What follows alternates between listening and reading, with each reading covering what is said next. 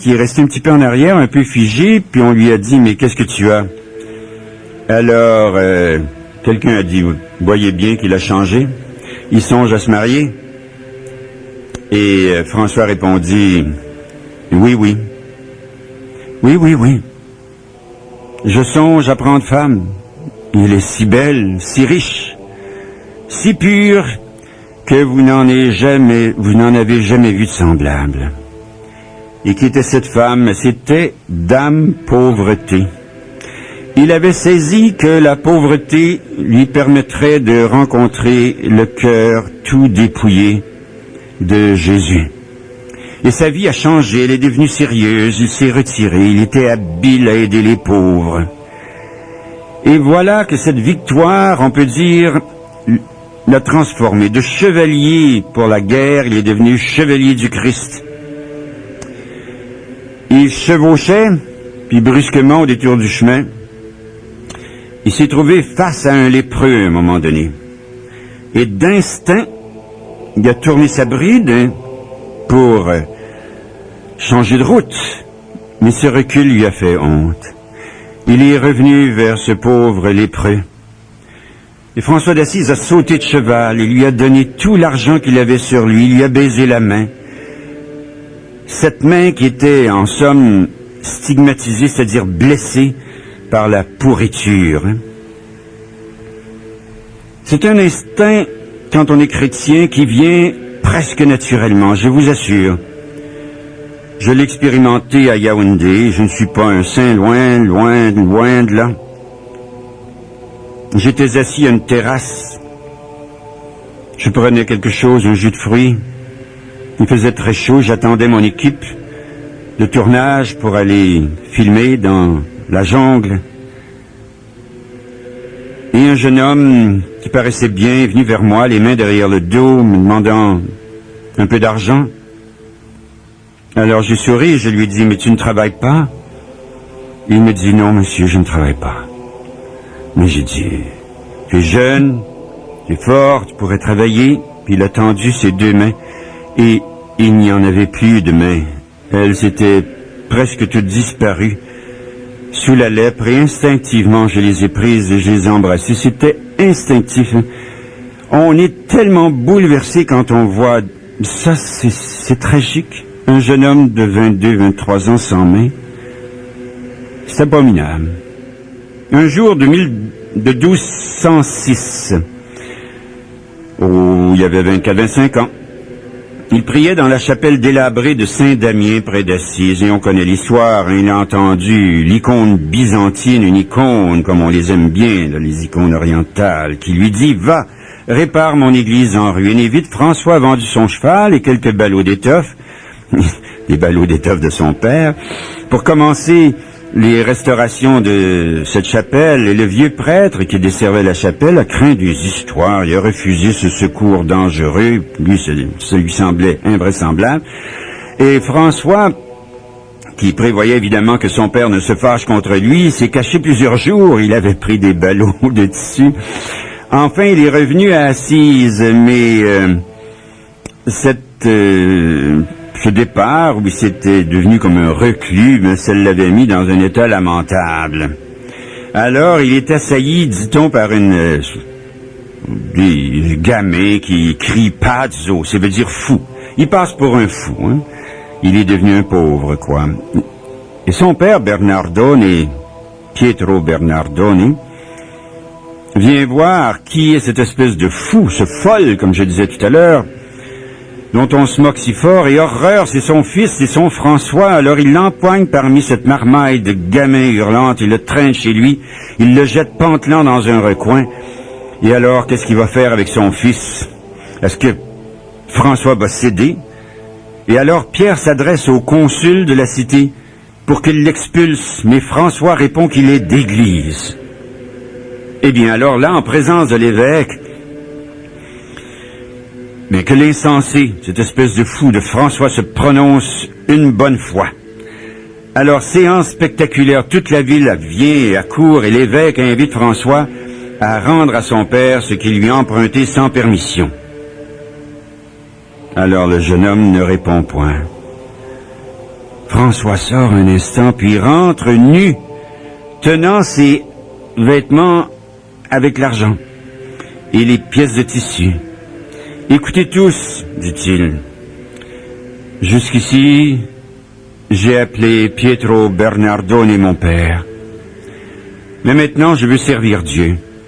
Aussi, je lui rends son argent, ses habits, je lui rends tout. Et de la sorte, je pourrais dire en toute vérité non plus mon père Pierre Bernardone, mais notre Père qui êtes aux cieux. » Évidemment que son père était pas très content, il a raflé les vêtements et l'argent et s'est retiré, très humilié par cette déclaration de son fils. Et je le comprends. Mais cependant, l'évêque, qui avait le sens évangélique très profond, a pris François sous son manteau. Et François a restauré Saint-Damien, l'église, de ses propres mains. Ça peut être facile pour un père d'avoir un fils comme ça, mais je pense aussi, moi je suis parti de chez moi comme ça pour toujours, en prenant un bateau à Montréal pour me rendre en Europe, pour entrer dans un monastère. Je me souviens que mon père et ma mère pleuraient au port de Montréal et que mes frères étaient étonnés de me voir partir. Et quand on veut partir, qu'on veut se donner à Dieu, hein, il faut marcher sur l'amour que nos parents nous portent. Et c'est très dur. Ça fait mal. Je me rappelle, c'était il y a très longtemps et ça me fait mal encore d'avoir fait tant de peine à mes parents. Mais c'était comme s'il le fallait. Alors notre jeune François d'Assise, qui a 25 ans, était un enthousiaste, un poète. Il avait une sensibilité extrême, une délicatesse merveilleuse. Il avait faim de Dieu, il avait faim d'absolu. Il la trouverait dans l'application de l'Évangile pris à la lettre, ce qui est très dangereux. Et ce littéralisme, qui pour le monde est une folie, mais le Christ ne le demande pas à tous, heureusement. Dieu respecte nos oreilles plus ou moins lâches. Hein? Les saints, eux, perçoivent des sons que... C'est un peu comme les chiens. Vous savez, quand on a un chien, on veut l'appeler, puis on prend un sifflet. Personne n'entend le sifflet, mais le chien l'entend. C'est des notes très, très élevées. Les cris de Dieu sont peut-être des cris si élevés que seuls les saints les entendent. En somme, il faut avoir une âme ouverte, des oreilles qui perçoivent les sons les plus élevés, un peu comme ces chiens.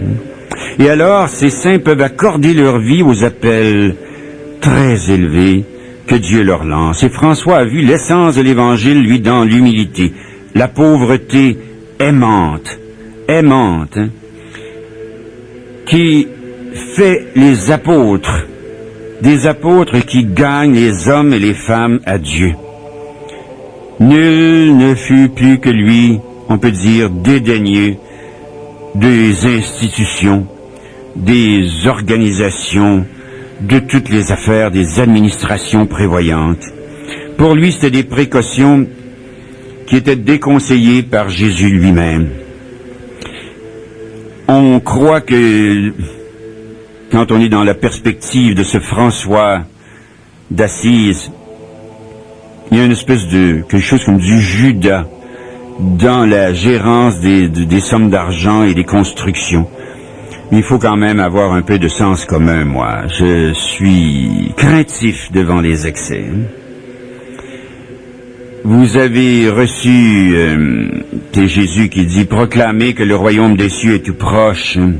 Tout proche, c'est-à-dire que le royaume des cieux, c'est pas que ça veut dire la fin du monde.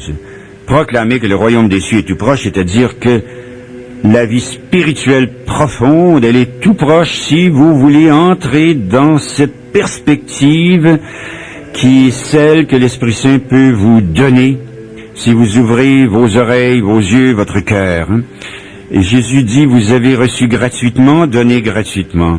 Ne vous procurez ni or ni argent, ni besace pour la route, ni 2 tuniques, ni chaussures, ni bâtons.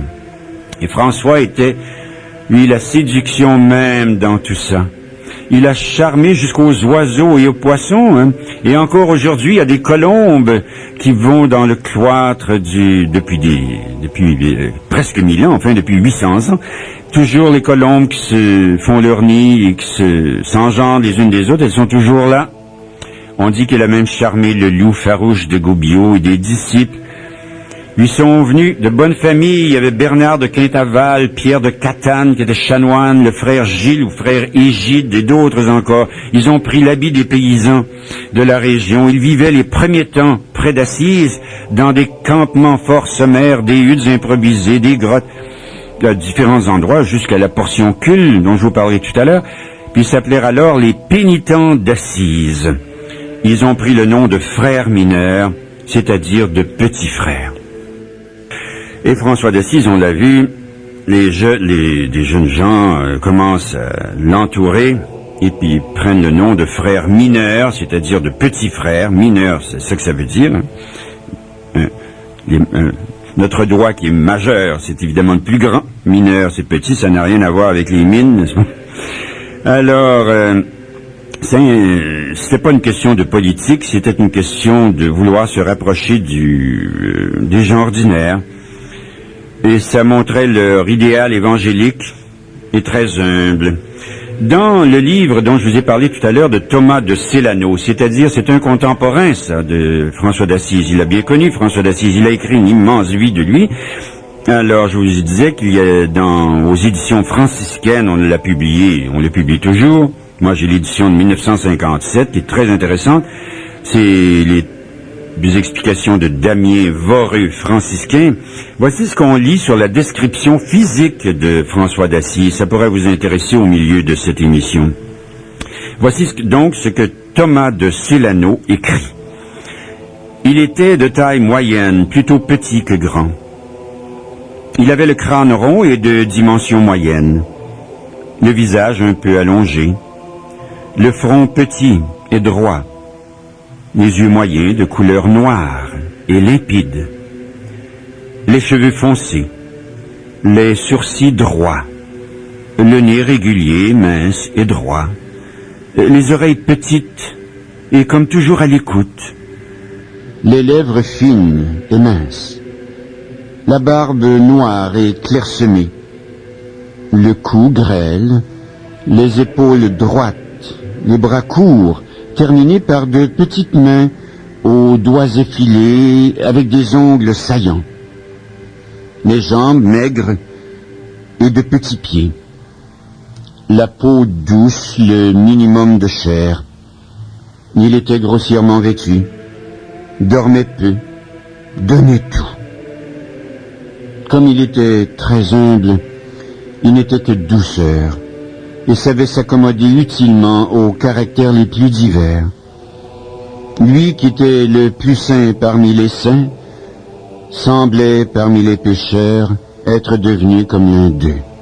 Et la mort étant proche, on l'a couché par terre. Il s'est fait saupoudrer de cendres. Il entonnait le psaume 141, Voce mea ad Dominum clamavi. Je crie de ma bouche vers le Seigneur. Et il est mort dans ce chant du départ, plaintif et plein de confiance. Saint François d'Assise pourrait avoir été parmi les saints quelque chose d'unique. Il semble que ce n'est pas toutefois à cause de ses stigmates. C'est plutôt que nul n'a été plus semblable à Jésus-Christ, au moins par ce désir de lui conformer même extérieurement sa vie.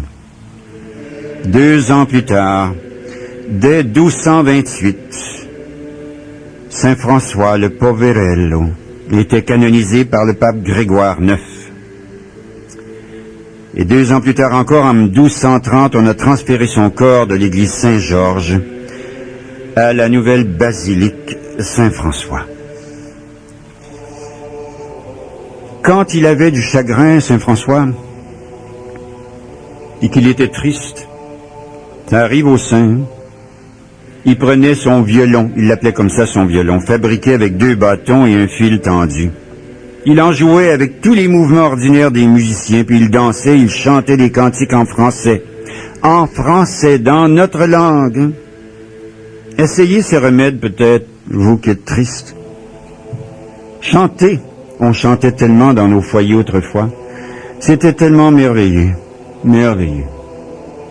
Il y a un très beau texte sur d'Éloi Leclerc dans Sagesse d'un pauvre. Très beau livre sur Saint François. On dit que François cheminait derrière Léon à travers le bois et ils avaient l'habitude tous deux de ces marches silencieuses dans la grande nature. Ils dévalèrent bientôt les pentes d'un ravin au fond duquel grondait un torrent. François déclare « Notre sœur, l'eau, ta pureté chante l'innocence de Dieu. » Alors, sautant d'un rocher à l'autre, Léon eut tôt fait de traverser le torrent et François le suivit. Il y mit plus de temps et était un peu malade. « Tu as l'air songeur, lui dit simplement François. »« Ah, si nous pouvions avoir un peu de cette pureté, répondit Léon, nous connaîtrions, nous aussi, la joie folle et débordante de notre sœur l'eau et son élan irrésistible. » Il passait dans ses paroles une profonde nostalgie. Alors le regard de Léon fixait mélancoliquement le torrent, qui ne cessait de fuir dans sa pureté insaisissable. « Viens, lui dit François en le tirant par le bras, et ils reprirent tous deux leur marche. Après un moment de silence, François d'Assise demanda à Léon, « Sais-tu, frère, ce qu'est la pureté du cœur ?» Léon lui dit sans hésiter, « C'est de ne pas avoir de faute à se reprocher. » Alors François lui dit, « Alors, je comprends ta tristesse, car on a toujours quelque chose à se reprocher. » « Oui, dit Léon, et cela précisément me fait désespérer d'arriver un jour à la pureté du cœur, sans être dans la joie. Et aujourd'hui, si vous allez à la messe, vous entendrez ce beau début de la messe. Saint François d'Assise fut un homme de Dieu. Il a quitté sa maison, abandonné son héritage pour épouser dame pauvreté, et le Seigneur l'a pris à son service.